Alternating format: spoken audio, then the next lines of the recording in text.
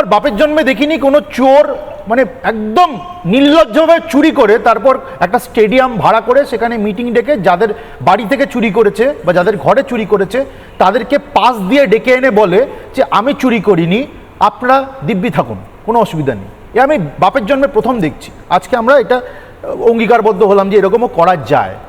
আমরা এটা দেখলাম যে খুব সুন্দর করে চিহ্নিতকরণ করে দেওয়া যায় যে কারা অযোগ্য যখন পাস দেওয়ার ব্যাপার আসে। আমার যারা ভাইরা বা দাদারা বললেন যে অযোগ্যরা অনেকে ভেতরে ঢুকেছিল, তখন কিন্তু পাস দেওয়ার সময় চিহ্নিতকরণ করতে পেরেছে যে কাদের থেকে পয়সা তুলেছিল। তারা গিয়ে তখন হাত নাড়বে, হ্যাঁ মুখ্যমন্ত্রী ইয়েস ম্যাম করবে, তাদেরকে পাসটা দিয়েছে। কিন্তু যখন এসএসসির তরফ থেকে লিস্টটা সুপ্রিম কোর্টে দেওয়ার কথা ছিল তখন কিন্তু দিতে পারেনি। পাসের বেলায় ওই লিস্ট আছে তাদের কাছে। তো এখান থেকে প্রমাণিত হয় যে তৃণমূল কংগ্রেস যাদের থেকে পয়সা তুলেছে, তৃণমূল কংগ্রেসের কাছে সেই লিস্ট কিন্তু আছে যে এরা হচ্ছে অযোগ্য। আমার মৌলিক প্রশ্ন হচ্ছে যে এই অযোগ্যদের আড়াল করার জন্য আজকে আমার ভাই বা দাদাদেরকে এভাবে সাইফার করানো হলো, তাদের পরিবারগুলোর কি হবে?